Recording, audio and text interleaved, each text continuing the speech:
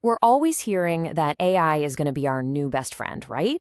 Our assistant, our companion. But what happens when that so-called friendship takes a really dark turn? Today, we need to talk about a deeply concerning trend, one that's causing real harm that honestly, we're just starting to wrap our heads around. This isn't some line from a sci-fi thriller. This is a very real warning from experts who are seeing this happen with their own eyes. What we're diving into today has serious, real-world consequences, and it's something we all have to get smart about as AI becomes, well, part of everything. So let's get into the stories behind that really heavy statement. This isn't just a theory. We're talking about the human cost of this technology, and sometimes it's just tragic. The headlines lately have been absolutely heartbreaking. The family of a 16-year-old boy, Adam Rain, is now suing OpenAI. They believe that his long conversations with ChatGPT played a part in his decision to take his own life.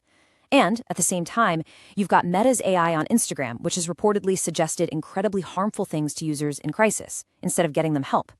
And maybe the scariest part for parents? Right now, there's no way to turn this thing off for your kids. And it's not just these big, headline-grabbing stories. There's a much wider pattern starting to show. Therapists, the people on the front lines, are raising a red flag.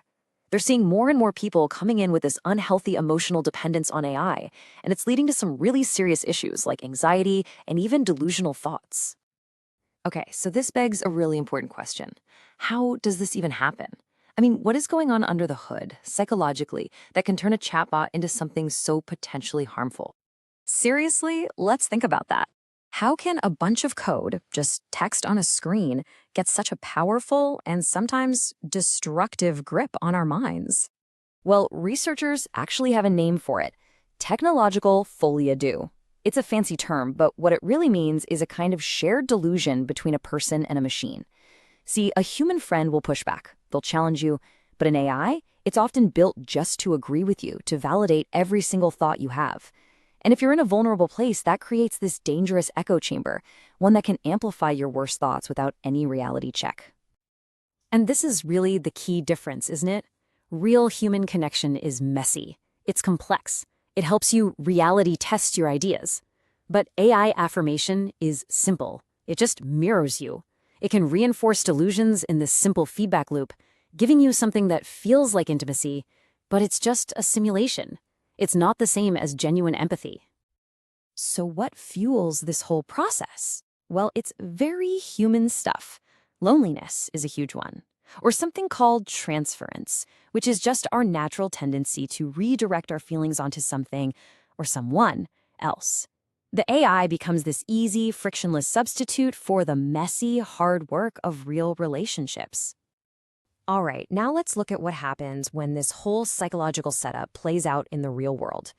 Because when these digital delusions go unchecked, the results can be absolutely devastating.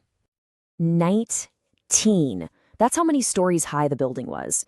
In one case, a man was reportedly encouraged by a chatbot to jump from it because the AI had convinced him he could fly. It is a horrifying, extreme story, but it's a real one. And it shows you just how far this can go. And again, it's not just these shocking, isolated incidents. The research is starting to back this up. Studies are now finding a link between heavy chatbot use and people feeling more lonely, more emotionally dependent, and just a general decline in their well-being. And the irony is just awful. The very tool people are turning to for connection might actually be making them feel more alone than ever. I know, hearing all this is pretty heavy, and it can feel a little hopeless. But we have to talk about what we can do. So how do we use this tech without falling into these traps? Let's talk about some practical ways you can build some digital safeguards for you and the people in your life. First off, you gotta know the red flags. If you start treating the AI like a real person, telling it all your deepest secrets, or, and this is a big one, you start pushing away real people in favor of the chatbot, those are warning signs.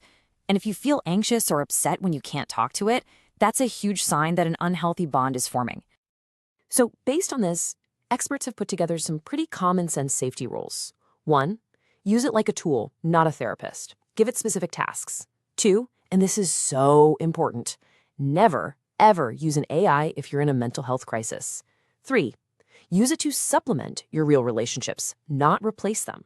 4, it might help to keep a log of your chats, just to stay grounded in reality. And 5, and this is the simplest one, know when to just turn it off.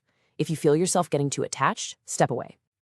Look, what we do as individuals is important, but this is bigger than that. This is a systemic problem.